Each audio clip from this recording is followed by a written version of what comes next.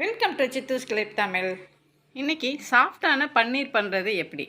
Non veg போலவே புரதச்சத்தும் கொழுப்பு சத்தும் அதிகம் நிறைந்த இந்த பன்னீரை வீட்டிலையே கலப்படமே இல்லாமல் சுத்தமாக பண்ணலாம். இந்த பன்னீர் பண்ணுறதுக்கு நான் 1 லிட்டர் பால், நல்லா கெட்டி பால் எடுத்திருக்கேன். மாட்டுப்பால் இருந்தாலும் அதையும் யூஸ் பண்ணிக்கலாம். 1 லிட்டர் பாலுக்கு 2 எலுமிச்சம்பழம் சாறு சேர்த்தோம்னா சரியாக இருக்கும். நான் ஒரு 2 எலுமிச்சம்பழம் எடுத்திருக்கேன். எலுமிச்சம்பழம் இல்லாமல் வினிகர் போட்டும் இதை செய்யலாம். வினிகர் போட்டு செஞ்சோம்னா பன்னீர் கொஞ்சம் கெட்டியாக இருக்கும்.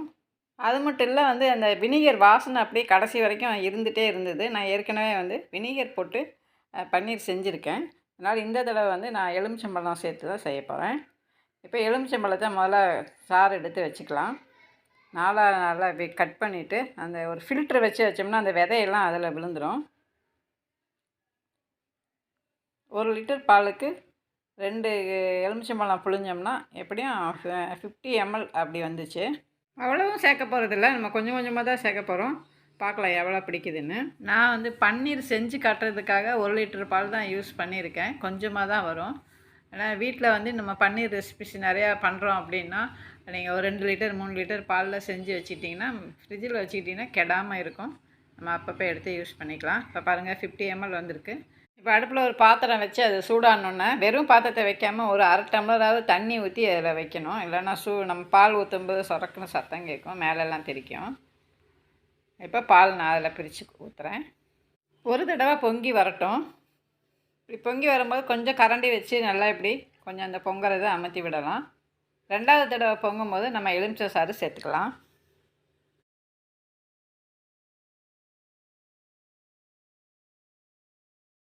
இப்போ 2வது தடவை பொங்குது. இப்போ எலுமிச்சை சாறு சேர்த்துக்கிறேன். முதல்ல கொஞ்சம் சேர்த்துட்டு ஒரு தடவை கரண்டியில் நல்லா கலந்து விட்டுட்டோம்னா அந்த பன்னீரெல்லாம் தனியாக பிரிஞ்சு வந்துடும்.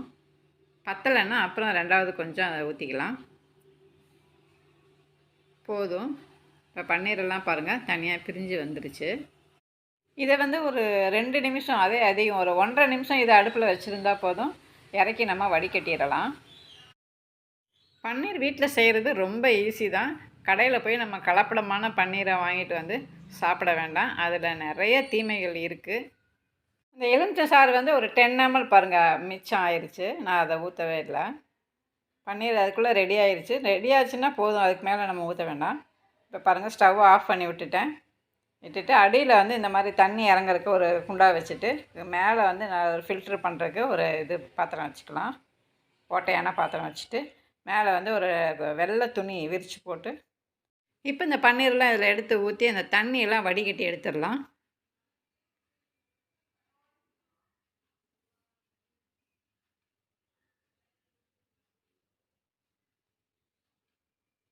இப்போ இதை அப்படியே நம்ம வடிகட்ட முடியாது. மேலே கொஞ்சம் பச்சை தண்ணி ஊற்றுனீங்கன்னா தான் அந்த எலுமிச்சம்பழ சாரோட அந்த வாசனை, எலுமிச்சம் சாறு வாசனை இல்லாமல் இருக்கும். அதுக்காக தான் அந்த பச்சை தண்ணி கொஞ்சம் மேலே ஊற்றி விட்றது. கையில் நல்லா பெரட்டி நல்லா தண்ணி ஊற்றி நல்லா அலசின மாதிரி ஊற்றி விட்டுடலாம். ஊற்றி விட்டுட்டு இந்த மாதிரி துணியை நல்லா இந்த மாதிரி மடக்கி எடுத்து இன்னும் கொஞ்சம் நஞ்சம் இருக்கிற தண்ணியும் நம்ம கையிலே பிழிஞ்சு எடுத்துடலாம். இப்படி ஒரு முறுக்குனோம்னாவே நல்லா அதில் இருக்கிற மிச்சம் மீதி தண்ணி எல்லாமே வந்துடும். ஒரு சொட்டு கூட தண்ணி இருக்கக்கூடாது. அப்போ தான் செட் ஆகும்.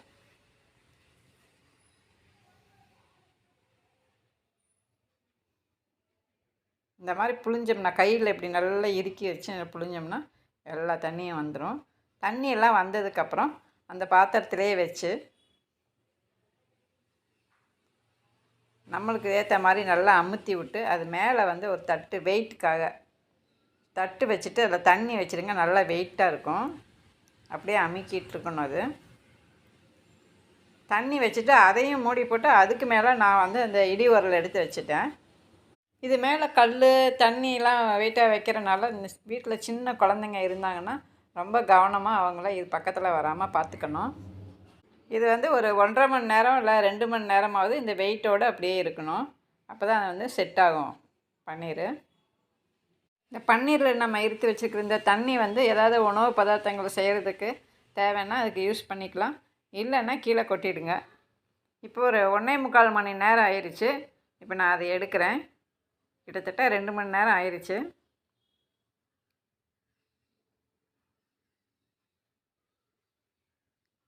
கல் தண்ணியெல்லாம் எடுத்து தூரமாக வச்சுருங்க. துணி வந்து நான் கொஞ்சம் பெரிய கிளாத், ஒயிட் கிளாத் பெருசாக போட்டுட்டேன். அதனால் உள்ளேயே எல்லாத்தையும் சுற்றியும் அப்படியே சரிசமமாக அமுத்தி வச்சுட்டேன். பாருங்கள், நல்லா சூப்பரான பன்னீர் ரெடி ஆயிடுச்சு. இப்போ நம்ம இஷ்டத்துக்கு எப்படி வேணாலும் கட்டமாக வெட்டிக்கலாம். அப்படியே கூட வெட்டி நம்ம யூஸ் பண்ணிக்கலாம். நான் அதை உங்களுக்கு வெட்டி காட்டுறேன். எவ்வளோ சாஃப்டாக இருக்குது பாருங்கள். சுத்தமான பன்னீர். இதில் எந்த கலப்படமும் கிடையாது. 1 லிட்டர் பாலுக்கு வந்து எனக்கு 1/4 கிலோ அந்த மாதிரி பன்னீர் கிடச்சிது. எனக்கு 50 ரூபா தான் செலவு.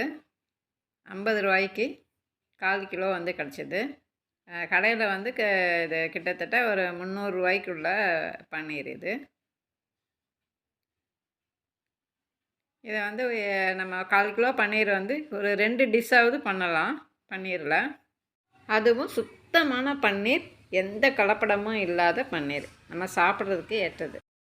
இந்த மாதிரி கட் பண்ணிவிட்டு சைடில் அந்த இருக்கிற அந்த பிசுறு இல்லாமல் எல்லாம் கட் பண்ணி கட்டமாக கூட கட் பண்ணிக்கலாம். நான் வீட்டு யூஸ்க்குங்கிறதுனால அப்படியே கட் பண்ணி வச்சுருக்கேன். இந்த மாதிரி பிசுறுலாம் கட் பண்ணிவிட்டு நல்லா கட்டமாகவே கட் பண்ணிக்கலாம். பார்த்தாலே தெரியும் எவ்வளோ சாஃப்டாக இருக்குதுன்னு. இந்த பன்னீரில் நிறைய டிஷ்ஷஸ் பண்ணலாம். அதில் கிரேவி வச்சோம்னா வந்து பூரி, சப்பாத்தி, நான் இதுக்கு எல்லாமே நல்ல சைட் டிஷ். இது சூப்பராக இருக்கும் சாப்பிட்றதுக்கு. ஹோட்டல் சைட்லலாம் இந்த பன்னீர் ரெசிபிஸ்க்கு ரொம்ப விலை அதிகம். நான்வெஜ்ஜை விட ரொம்ப விலை அதிகம். முடிஞ்ச அளவு வீட்லேயும் இந்த மாதிரி பன்னீர் பண்ணி நம்ம பதார்த்தங்கள் பண்ணுறதுக்கு வச்சுக்கலாம். இந்த பன்னீர்லாம் நல்லா கட்டமாக வெட்டணும்னு சொல்லி நான் சைடில் எல்லாம் அந்த பிசுறுலாம் எல்லாம் வெட்டி போட்டுட்டேன். நைட்டு டின்னர் சப்பாத்திக்கு இதை கிரேவி பண்ணிட வேண்டியதுதான். ஆல்ரெடி நம்ம சேனலில் பன்னீர் ரெசிபிஸ் போட்டிருக்கேன். டைம் இருந்தால் அதையும் வாட்ச் பண்ணுங்கள். வீடியோ பிடிச்சிருந்தா ஒரு லைக்கு தட்டி விட்டு சப்ஸ்கிரைப் பண்ணி சப்போர்ட் பண்ணுங்கள். மீண்டும் மற்றொரு சமையல் வீடியோவில் சந்திக்கிறேன். தேங்க்ஸ் ஃபார் வாட்சிங்.